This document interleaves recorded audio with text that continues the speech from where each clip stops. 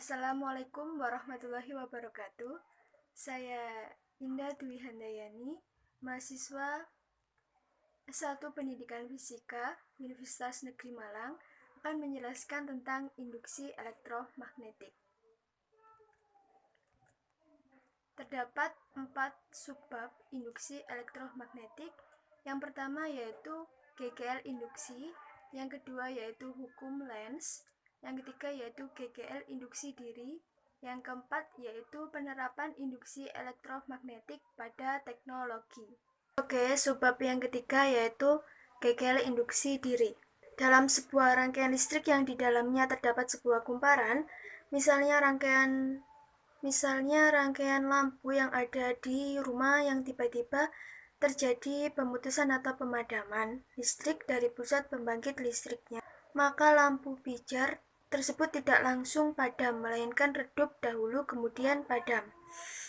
Hal ini terjadi karena timbulnya GGL induksi diri dari kumparan yang ada dalam rangkaian listrik tersebut. Dalam sebuah kumparan yang dialiri arus bolak-balik, yaitu arus listrik yang besarnya selalu berubah-ubah, maka akan menimbulkan fluks magnetik yang berubah-ubah terhadap waktu.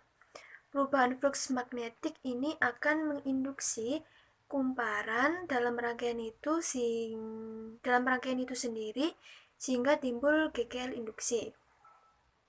GGL induksi yang terjadi karena adanya perubahan fluks magnetik yang ditimbulkan oleh rangkaian itu sendiri disebut GGL induksi diri. 1. Yaitu GGL induksi diri pada kumparan.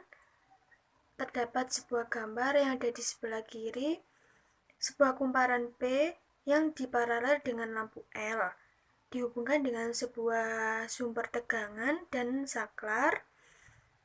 Pada kedudukan awal, posisi saklar terbuka, sehingga tidak ada arus listrik yang mengalir dalam rangkaian.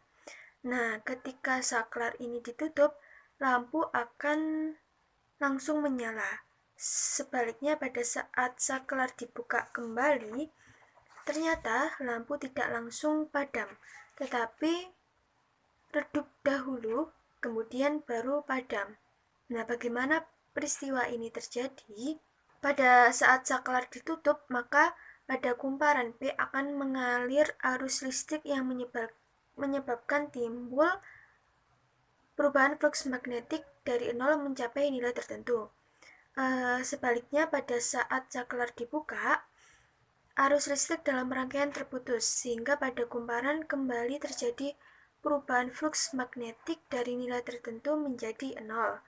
Nah, menurut hukum Lenz, timbulnya perubahan flux magnetik akan menyebabkan timbulnya GGL induksi yang arahnya selalu berlawanan yang menyebabkan terjadinya flux magnetik. GGL induksi diri besarnya tergantung pada kecepatan perubahan kuat arus listrik yang terjadi.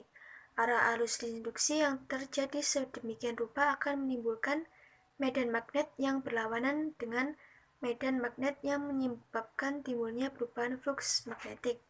Besarnya GGL induksi diri yang terjadi dapat dituliskan dalam persamaan GGL induksi diri sama dengan L kali dL per dt. Dengan L adalah induktansi diri yang memiliki satuan Henry. Apabila perubahan kuat arus yang terjadi konstan, maka persamaan tersebut dapat dinyatakan sebagai berikut dengan keterangan E sama dengan GGL induksi diri, L yaitu induktansi diri, I1 kuat arus pada keadaan mula-mula, I2 kuat arus pada keadaan akhir, delta T selang waktu perubahan kuat arus. Yang kedua yaitu energi yang tersimpan pada kumparan. Telah dijelaskan bahwa kumparan yang dialiri arus listrik akan menyebabkan timbulnya medan magnet di dalam kumparan itu. Apabila arus yang mengalir diputus tiba-tiba, maka akan adanya perubahan flux magnetik yang menyebabkan timbulnya GGL induksi diri, yang menimbulkan arus induksi diri pada kumparan yang berarti dalam kumparan tersebut tersimpan energi. Besarnya usaha total yang dikeluarkan oleh suatu sumber tegangan atau kegel induksi diri dapat dinyatakan W sama dengan E kali I kali T. Untuk energi sesaat dalam selang waktu dt dapat disimpulkan sebagai berikut, di mana E adalah kegel induksi diri kumparan yang besarnya L kali dI per dt, maka kita peroleh sebagai berikut. Nah, besarnya energi yang tersimpan dalam kumparan sama dengan usaha yang dilakukan untuk mengalirkan arus listrik dalam kumparan diri dari nilai 0 sampai nilai tertentu yang tetap sebesar I. Dapat diperoleh dengan mengintegralkan persamaan tersebut sehingga diperoleh W sama dengan setengah kali L kali I kuadrat. Dengan W merupakan energi yang tersimpan dalam kumparan, L merupakan induktansi diri kumparan, I merupakan kuat arus yang mengalir dalam kumparan. Selanjutnya yaitu induktansi diri pada solenoida dan toroida. Persamaan hukum Faraday dan hukum Lenz sebagai berikut. Berdasarkan kedua persamaan itu akan didapatkan L dI per dt sama dengan N d flux per dt, sehingga diperoleh L sama dengan N flux per I, di mana flux sama dengan B kali A, dan telah dijelaskan pada bab sebelumnya bahwa induksi magnetik pada solenoida dan toroida yaitu B sama dengan mu 0 I kali N per L, dengan L adalah panjang solenoida atau keliling toroida, sehingga persamaan ini dapat dituliskan sebagai berikut. Apabila kumparan itu berintikan bahan di elektrium tertentu, maka induktansi diri dinyatakan yaitu sebagai berikut.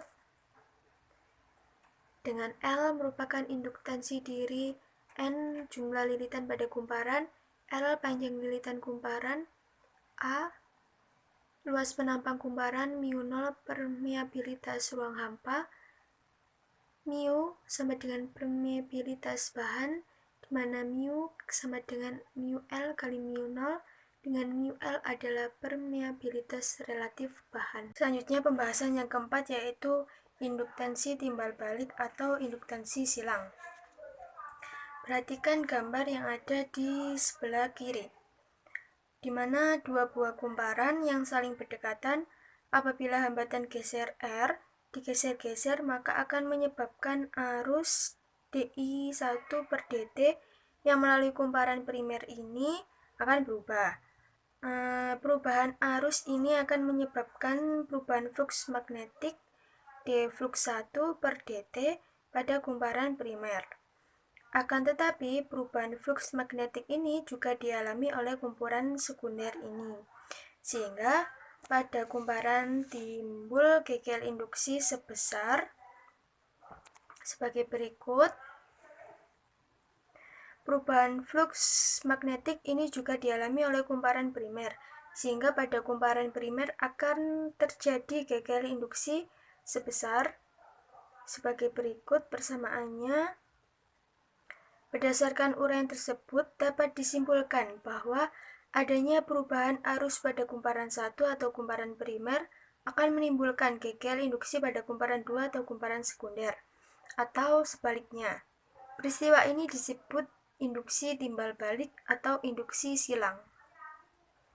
Induktansi silang antara kumparan primer dan kumparan sekunder yang memiliki satuan Henry dan besarnya dapat dinyatakan dalam persamaan sebagai berikut.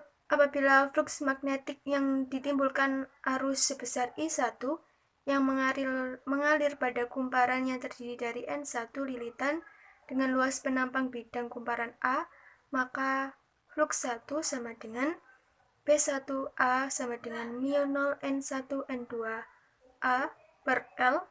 Jika nilai ini disubstitusikan pada kumparan pada persamaan, maka kita dapatkan M sama dengan mu 0 N1 kali N2 kali A per L. dengan M merupakan induktansi silang atau timbal balik, mu0 permeabilitas ruang hampa atau udara, N1 banyaknya lilitan kumparan 1, N2 banyaknya lilitan kumparan 2, A yaitu luas bidang kumparan, L yaitu panjang kumparan.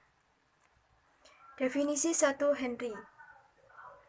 Sepasang kumparan memiliki induktansi silang sebesar 1 Henry apabila terjadi perubahan arus sebesar 1 ampere tiap detik pada kumparan yang satu akan menyebabkan timbulnya GGL induksi pada ujung-ujung kumparan yang lainnya sebesar 1 volt.